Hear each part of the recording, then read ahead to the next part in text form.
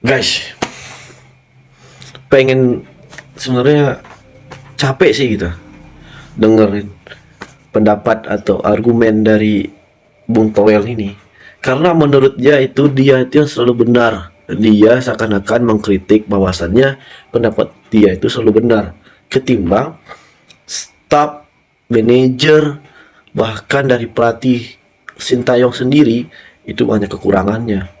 Padahal memang banyak kekurangan, tapi statement yang selalu disampaikan Bung Toel, kalau menurut saya terlampau. Dia rasanya sangat, ya gimana ya, kelihatan gitu. Boleh kritik, tapi coba lihat apa yang dikritik. Dan untuk yang statement di video ini, saya juga cukup bingung sih maunya apa gitu.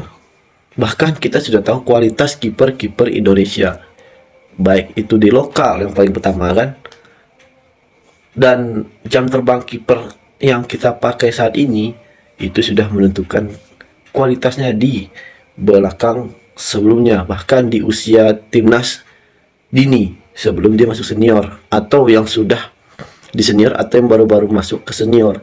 Jadi kalau menurut saya statement Bung Toel ini ada baiknya juga jangan dikasih panggung terus menerus, karena mau gimana pun Sintayong atau dengan staf pelatih kiper, pelatih yang lain, oke, manajer Bung Toel akan selalu cari momen di mana rasanya itu bisa dikritik, karena statementnya itu bahwasannya itu selalu benar. Dan untuk kalian yang sependapat dengan saya, coba kalian dengar statement Bung Toel ini ya, karena saya juga bingung kenapa dia sangat tidak menyukai strategi Sintayong, pemilihan pemain Sintayong, siapa aja yang sering dipanggil timnas, dan gimana menurut Sintayong untuk perkembangan di sepak bola Indonesia. Nah, sekarang kita lihat video statement Bung Toel di salah satu podcast Cikidot. Contoh, Nadeo nggak dipanggil Piala Asia kan, karena dia awalnya ya sebelum disusulkan, karena dia nggak tenang gitu kan. Sahrul Tisna yang jadi gantinya karena dianggap lebih tenang gitu kan. Begitu lawan Libya ya, kebobolan 4, kebobolan 2, kan nggak bisa dipertanggungjawabkan.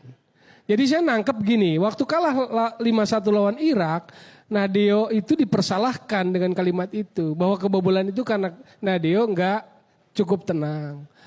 Nah, saya nggak firm dengan kalimat-kalimat pelatih seperti itu. Why you seolah-olah menyalahkan pemain? Sekarang jilat ludah lagi kan, dia panggil Nadeo karena kiper nggak ada. Bisa nggak analisis dari pemain-pemain yang dibawa sekarang? Tiba-tiba Sahrul Tisna hari ini suruh berangkat. Kenapa Sahrul Tisna Ya suruh kan berangkat? karena badai cedera, timnas sakit semua itu. Oke. Kiper cuma 2 soalnya. Kiper cuma 2, Kita harus diskusi ada kiper ya ketiga, iya. lebih dalam. Sahrul Tisna main terakhir itu 9 pekan ke-19 di Persikabo. Artinya sampai pekan terakhir pertandingan Liga 1 ada 9 pekan dia nggak main. Bukan cuma nggak main, di cadangan pun nggak ada. Baru terakhir main tuh baru sekali pekan ke-29 terakhir sebelum libur timnas.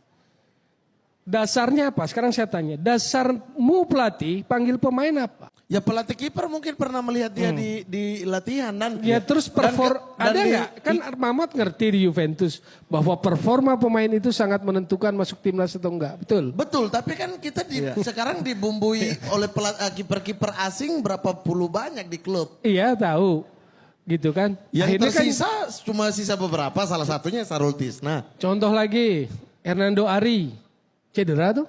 Iya. 5 pekan dia nggak main karena cedera. Belum main udah dipanggil.